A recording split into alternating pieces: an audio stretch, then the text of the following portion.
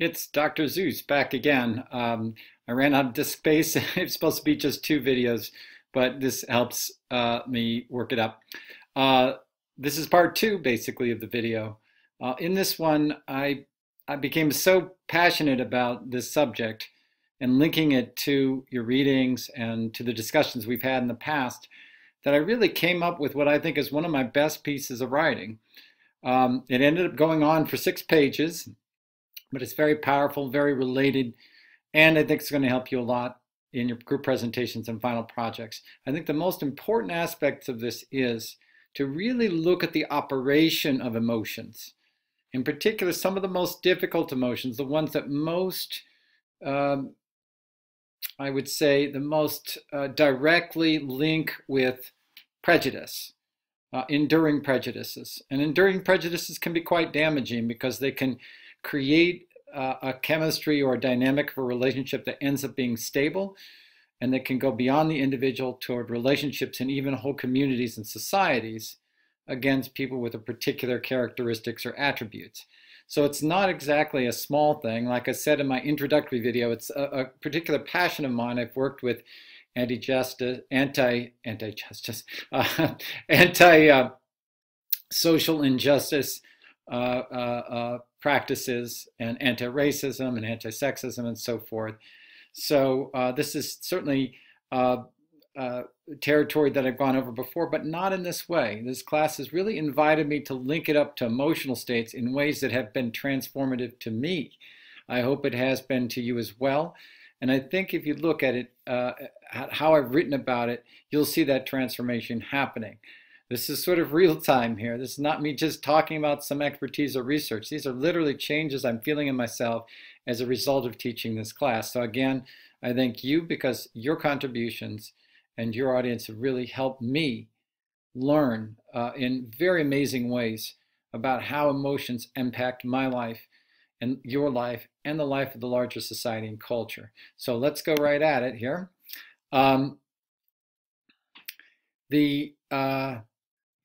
The title I put for this was Transforming Disgust, Contempt, Arrogance, and Prejudice to Appreciation, Empathy, Gratitude, and Solidarity. And this just came to me. I said, okay, this is by me, but it's very much related to these things. You are to blame. He made me mad. She can't do anything right. Again, I've drawn some of these from your examples as well as my own life. All these statements imply or outright indicate an exterior or extrinsic environmental cause for a person's interior state of emotion. If we look closely at each of these statements, an exterior attitude or act is made to excuse, justify, or defend an interior response. Now, what do I mean by that? In the first case, you are to blame is meant to justify righteous anger and the implied assertion that I do not bear responsibility and that I should not be blamed. He made me mad acts as if I was just walking around minding my own business when this jerk decided to cut me off in traffic or say something insulting, impelling my anger without my choice in the matter. She can't do anything right justifies the dumping of frustration with one's own life situation on someone else and blaming that person. I'm sure you're all familiar with something like one of these examples, so let's delve into it further. Do you see the motivation in each one of these cases? Think about it for a second. In each case, an unpleasant internal emotion is being offloaded and relieved, and I put that in quotes, by projecting it externally into another object or person. Could this be the same with prejudice, in which an emotional suffering or difficult living situation is being thrown at an easy target to make me, that is the prejudiced person, feel better or shore up my eroded sense of security and self-esteem? In such a scenario, berating a black person who refuses to sit in the back of the bus appears to be self-evidently justified.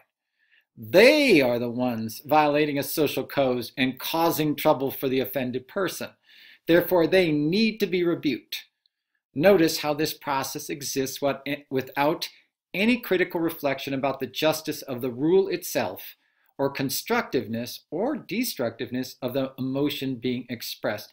Again, so much of this class is going from a conscious or an unconscious and reflexive to a conscious and reflective understanding. That's a critical understanding of the situation. But it's also going from a purely individualistic understanding to a larger cultural and social understanding of how our emotions are affected by the environment we live in. So let's keep going here. Let's look more closely at this chemistry to see what is happening and expand this examination of emotional process, right here, into its various emotional forms and motives. In each case, the emotional verbal response and action is putting the initiator, that's initiating the contempt, okay, apart, over, and against the other person or object in a way that is not open to feedback. So it's one way, it's unilateral. This involves a unilateral, definitive process that labels a situation or person according to one's own self-certain judgment.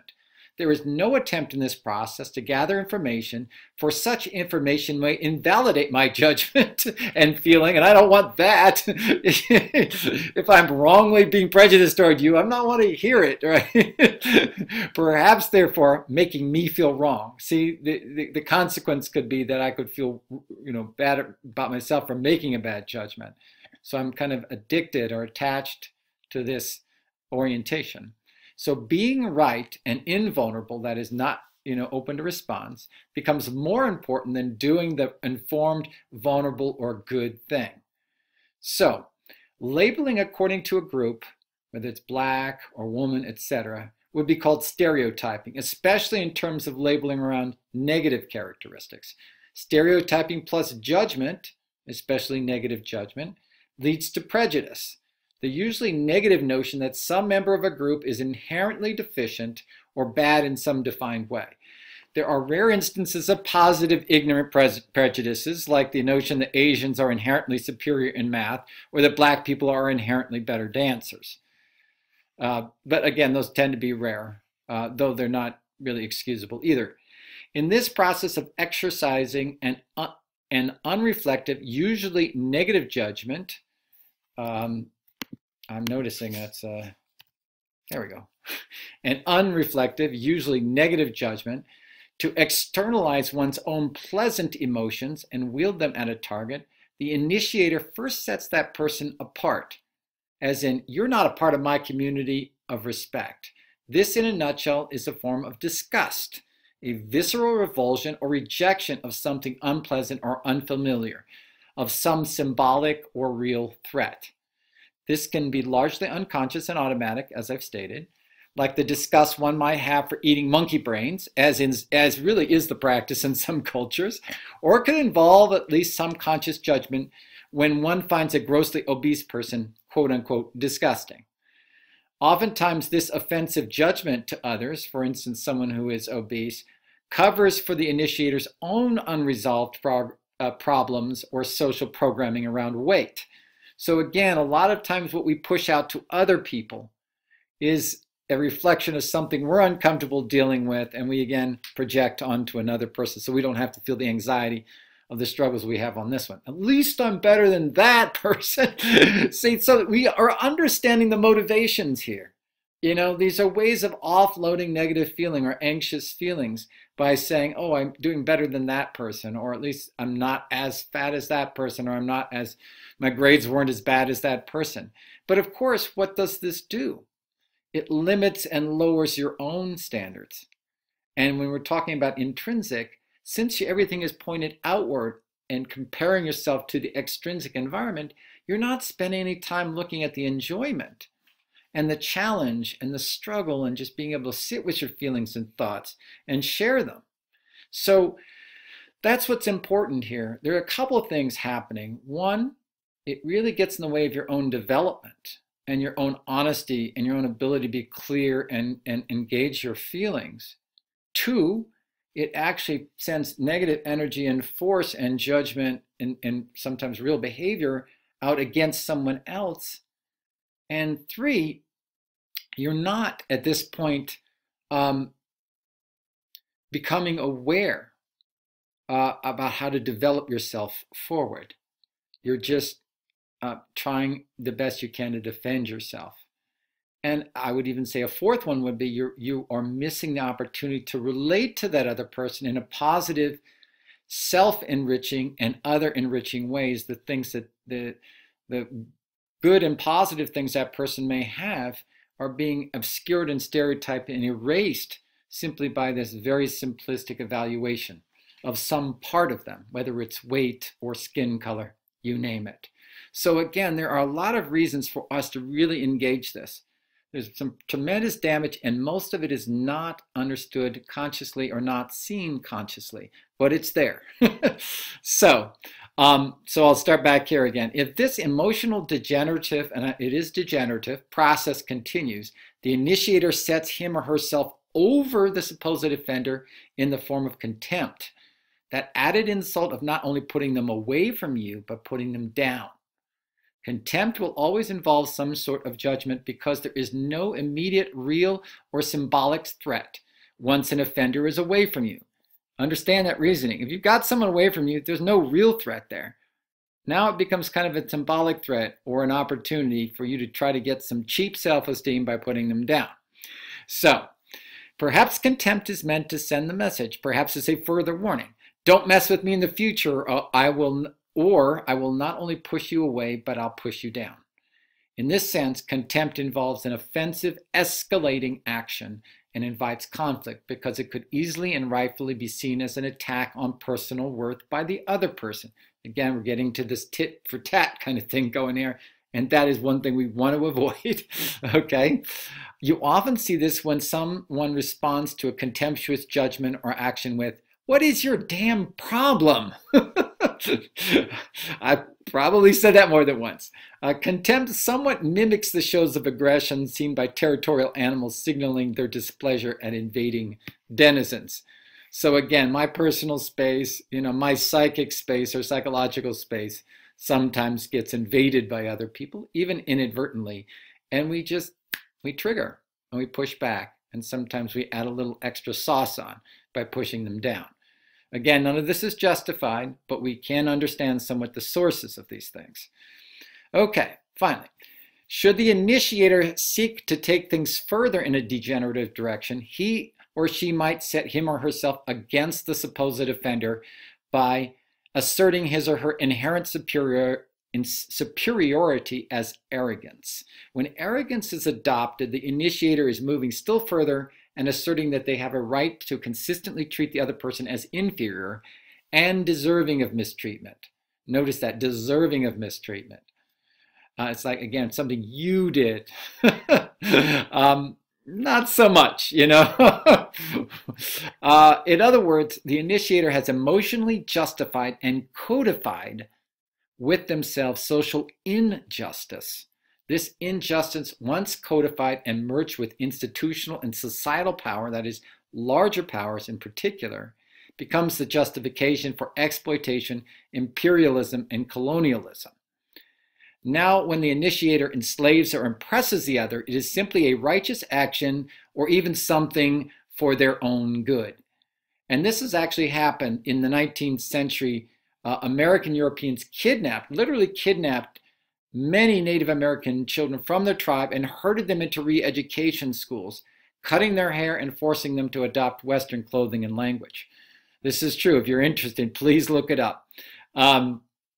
So that was this notion. Once we get so far removed, and our judgment and our empathy and our ability to connect and to receive the genius and the learning and the respect and dignity of another person, we can end up in a pretty monstrous situation where we treat other people simply as objects to be used or exploited.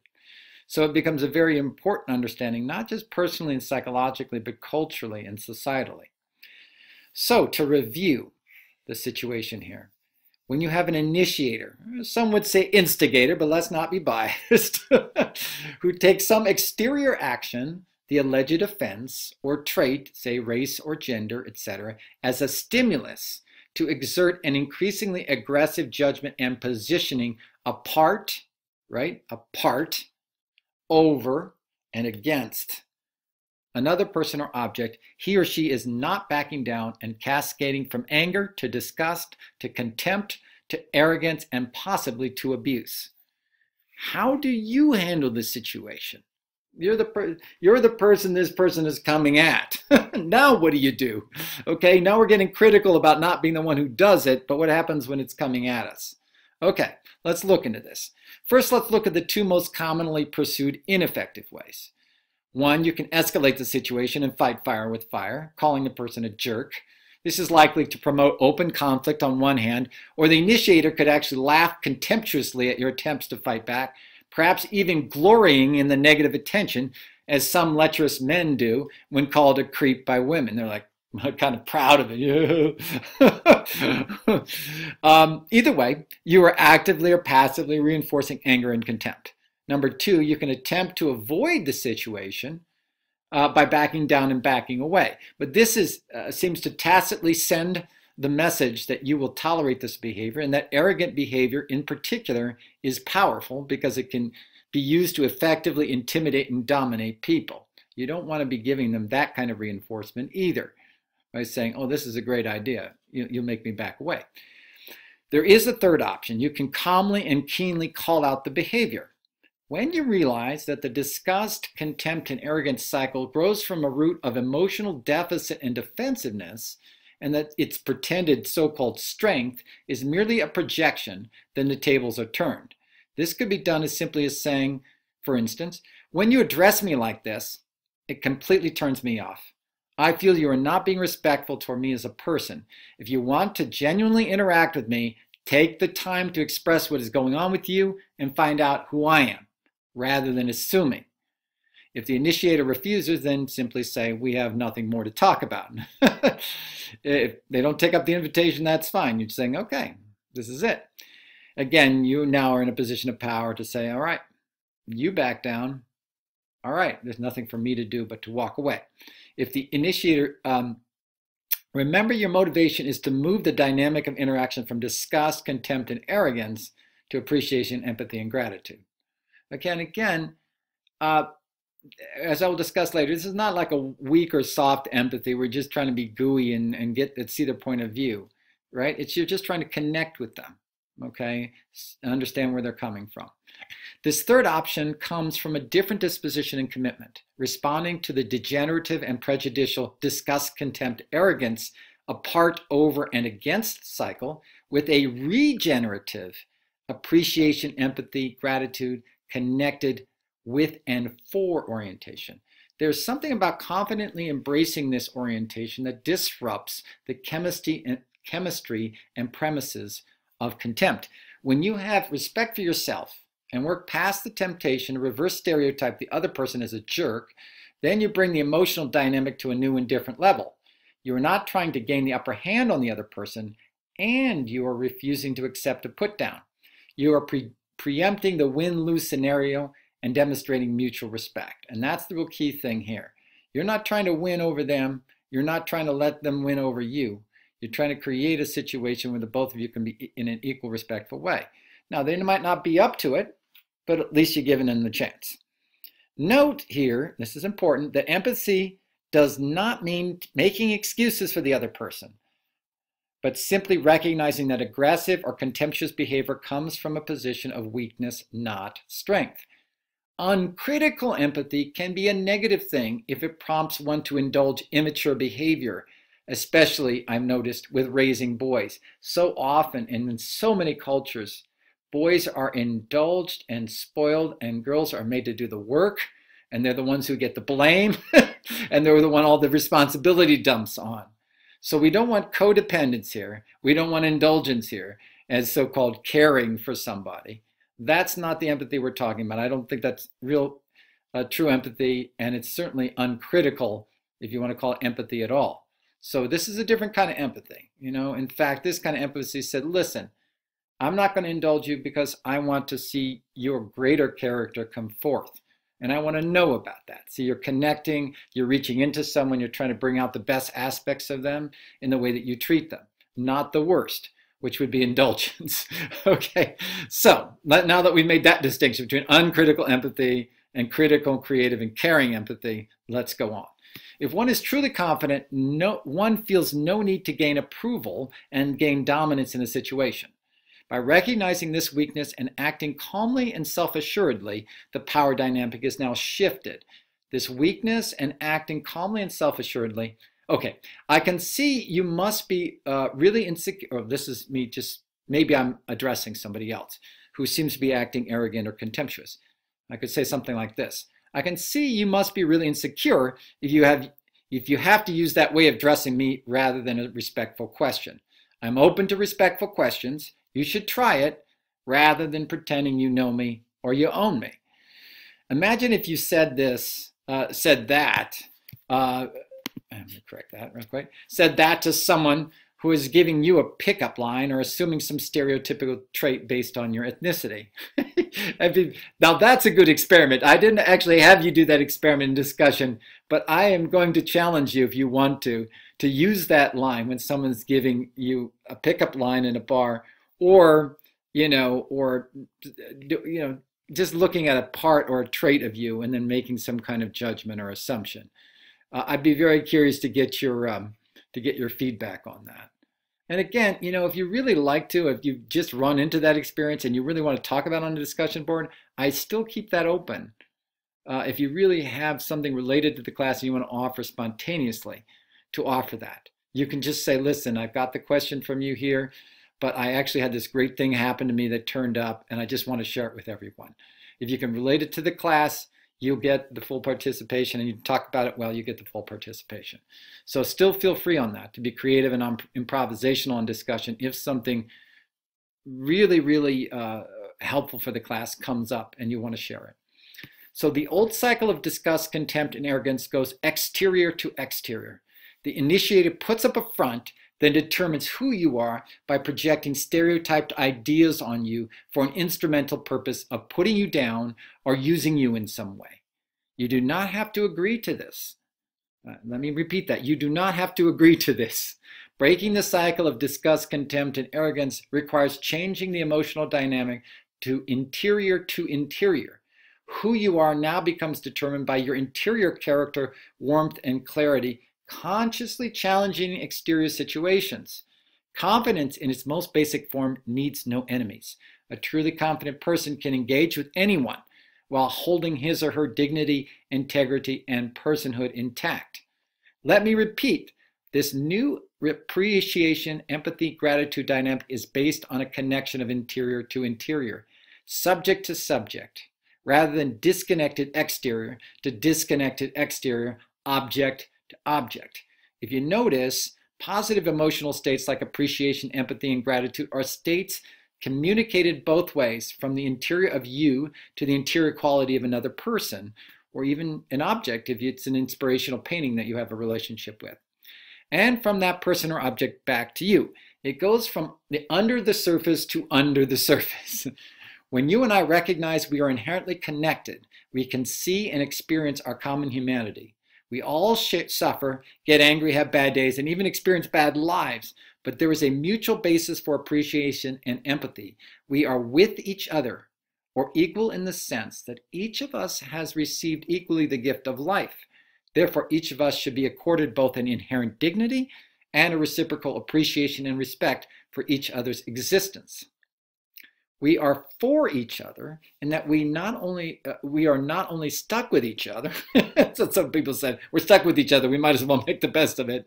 Okay, but we have the opportunity to learn from each other and enhance our lives by exchanging the unique perspectives and beautiful gifts each of us possesses simply by being different beings. Therefore, we have an intrinsic motivation to work together and collaborate for better, more enriched lives. That gets lost in all this. People get so much threatening, they don't see the opportunity in difference, the opportunity in that different culture or the different way of coming at things, or a person who looks different in terms of ectomorph or endomorph or whatever it happens to be.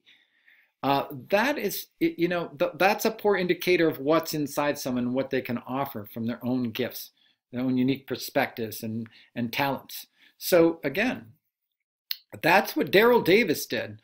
This is an applied case example, Darrell Davis and the transformation of racism. Darrell Davis was a black musician, and again, I have you click on one of the things in the intro to this section, which will give you an idea of his approach. He's a black musician who made it his mission to connect with emotional insides of Ku Klux Klan members in an effort to reform their interior and exterior behavior, attitudes, and judgment toward people different than them. Davis was driven by one single passionate question since the age of 10. Why do you hate me when you know nothing about me? A great question. Davis answered this question by deciding to establish friendships with Ku Klux Klan members with the premise that knowledge and warmth would trump ignorance and hatred. By some accounts, Davis was able to reform some 200 white supremacists.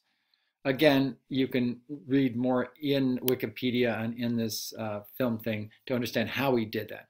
If you want to see the entire film, a recent film is made about Darrell Davis's efforts called Accidental Courtesy, Darrell Davis, Race in America, which is premiered on PBS and produced by PBS, but it's no longer available through them. So you can find it all on Netflix now. You can certainly find other snippets of it on YouTube. Says Davis, the lesson learned is that ignorance breeds fear. If you don't keep that fear in check, that fear will breed hatred. If you don't keep hatred in check, it will breed destruction. It's very similar to the cascade that I'm talking about, going from disgust to contempt to arrogance and finally to abuse. This is a kind of restatement of our disgust, contempt, arrogance cycle discussed above. In degenerative emotional cycles, interior emotions like fear result in a further pulling away from other people and a retrenchment in unreferenced, i.e. ignorant notions about who they are. This generates an increasingly externalized, exaggerated, and stereotypical understanding of the other until such sentiments boil over into abuses of human dignity. The antidote appears to go the other direction. Learning about someone you fear not only diminishes a sense of threat based on some exterior attribute like race, but opens up the possibility of a warm and friendly relationship. Those not completely attached to hate, but who have been taught to fear, can then respond. Obviously, this does not work for everyone because social training can be quite powerful, but it is a start. Success seems to depend on how deeply disgust, contempt, arrogance, and apart, over, and against has formed a person's central identity. So let's just go ahead and wrap this up by connecting it to intrinsic motivation, extrinsic motivation, self-determination theory, and the operation of prejudice. Okay? Let's look at the operation of identity formation around racism. We will examine 4 areas of emotional response and motivation. 1, perceived external threats. 2, received external incentives. 3, learned internal aversions. And 4, felt internal needs and desires. So 1, perceived external threats. Racism is embedded in a history of American slavery, where the fear of a black revolt against exploitation probably got ingrained on a social, emotional level.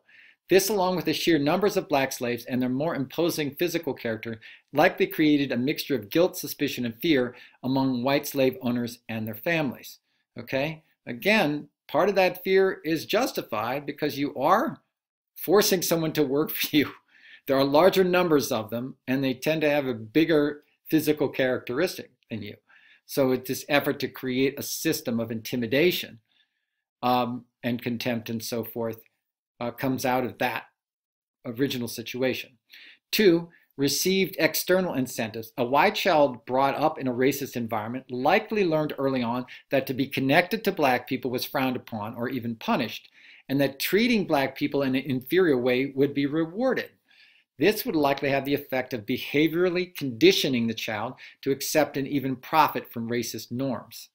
Okay, again, these are exterior things. Now we go to the interior.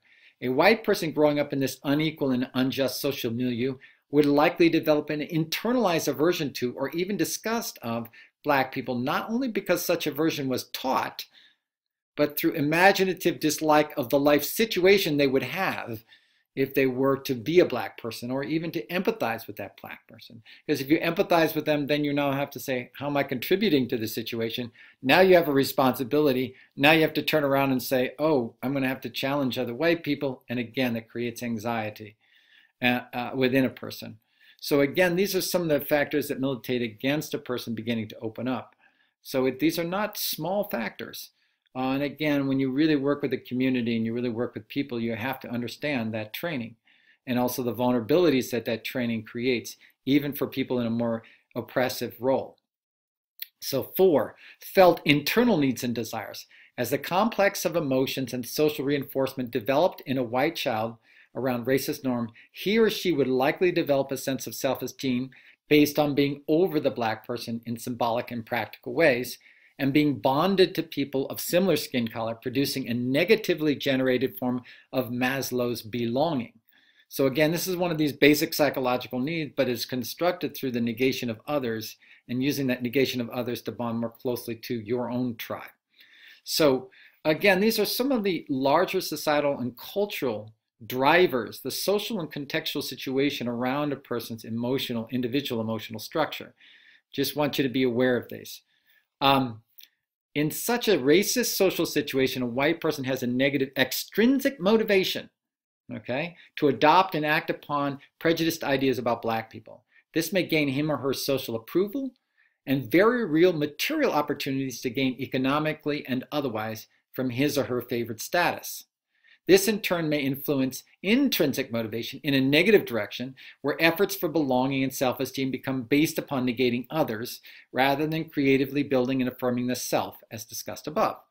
In racism, sexism, and other isms, the positive intrinsic motivation to connect and form friendly, pleasant, non-threatening relationships with others has been displaced by the internalization of an external sentiment of disgust, contempt, or arrogance, resulting in the drive to dominate rather than affiliate, essentially taking over the identity of the person. And here's the real tragedy.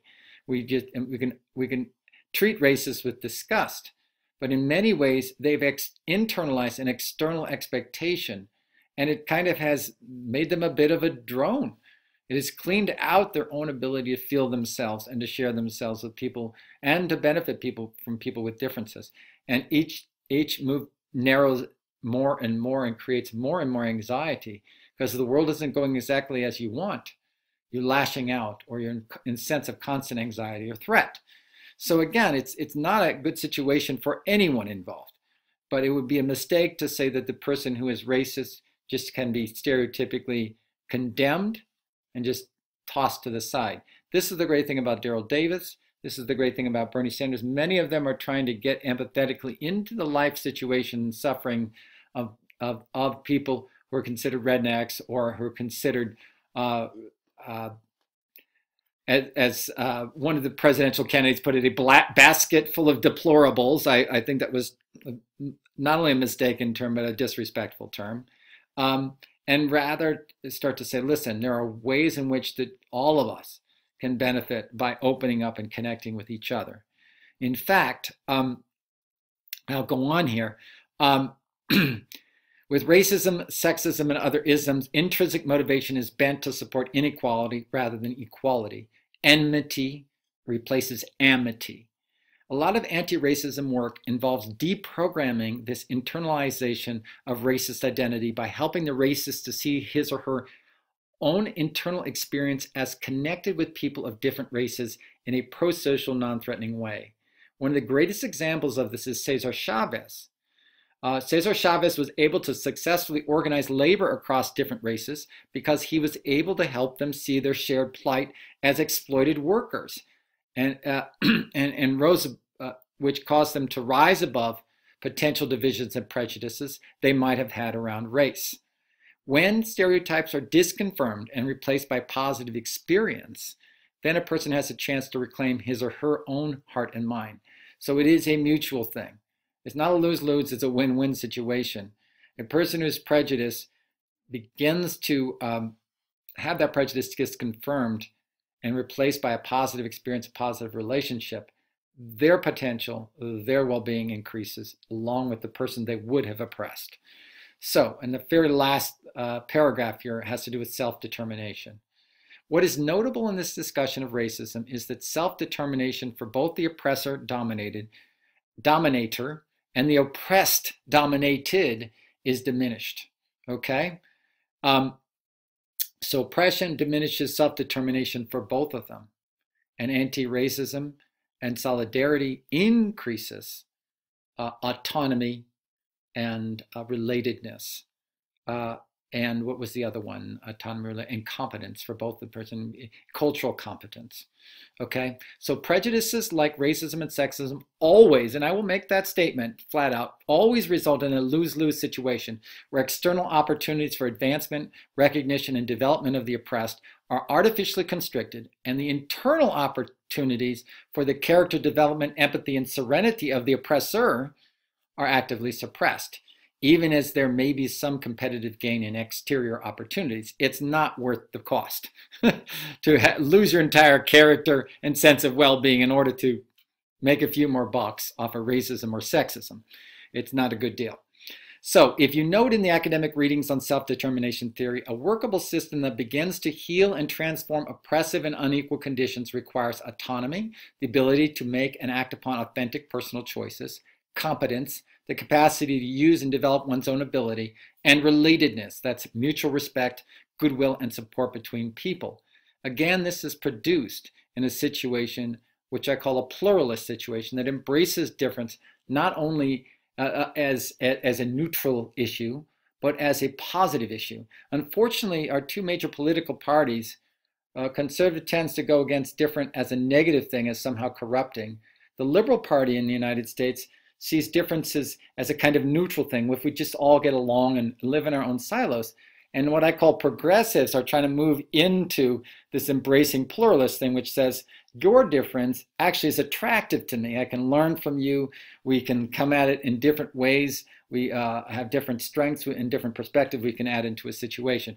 I'm from this progressive pluralist perspective. I really think that difference should be embraced, and we should look for ways to allow that to happen, and to address the habits that see difference as a threat, or difference as a different kind of passive threat where everyone just, if they just don't step on each other's toes and we just kind of keep apart from each other, everything will be okay.